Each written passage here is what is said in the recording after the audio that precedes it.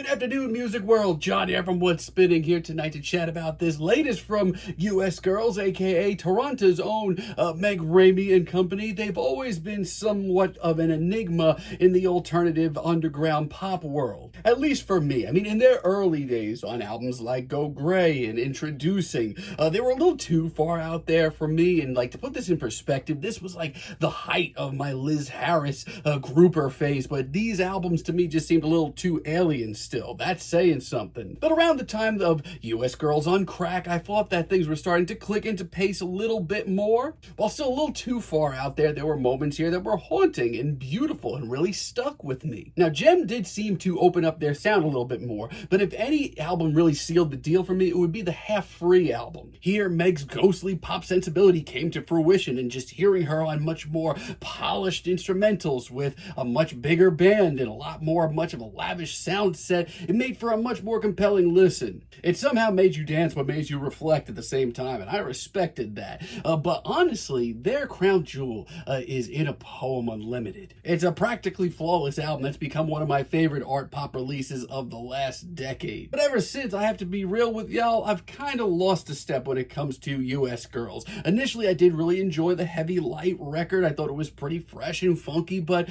for me, it really hasn't held up over time at all, especially where you consider where they've been. And the last time that we heard with them on Bless This Mess, yeah, it was a little bit better, but I still felt a real major disconnect, almost to the point where I didn't even want to review this thing. However, I will say I was absolutely floored with these new singles. And I don't want to be that guy, but this is easily the most compelling thing that Meg Ramey has brought to the table in a very long time. Like James said, kicks this album off, and this thing has been in constant rotation for me since it dropped. It's got that signature US Girls swagger, and Meg sounds fired up. She has such a way of, bringing her rage and clarity to the dance floor. But it's haunted, it's groovy, and it makes those themes hit hard. Then there's Firefly on the 4th of July, which is just wonderfully twisted. It's off-kilter, it's lo-fi, it's stripped way, way down, but it still has a lot of great production tricks and has that US Girls swagger as well. The Clearing brings Meg back to her more alien days. It's ethereal and strange, but also tender and soulful. Not only that, but the harmonica on this track just seems to elevate everything to a whole new surreal level. Also, Walking Song might be my favorite deep cut here. It's lush, it's hypnotic, and Meg's performance is at its most captivating. She's always had this gift of just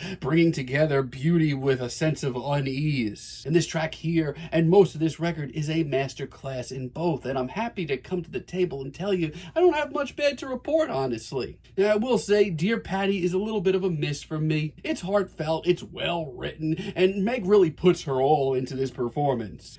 But for me, the weird 60s pop instrumental just doesn't really land. Same goes for Emptying the Jimador. Once again, it has a strong lyrical and vocal performance, but the instrumental to me honestly puts me to sleep on this one. It's just a little too light and dainty to the point where it just doesn't grip me. But thankfully, outside of that, Meg has brought her A game here. I mean, I don't really see a lot of people raving and chatting about this record, but I feel like they should because of tracks like Bookends. This is, I feel like, one of the most powerful cuts that Meg has brought to the table in a decade, honestly. This thing is nearly 12 minutes long, and honestly, it is a slow building gut punch. It is fueled by haunted synths, bluesy tension, and just a raw, exhausted performance from Meg that just sounds like she's given it her all. And Meg gives this track plenty of room to breathe, and when she finally freaks out in the final few minutes, it's pretty electric. And Paystreak, I feel like, might turn some old school listeners off. It's not colorful, it's not groovy, doesn't have the same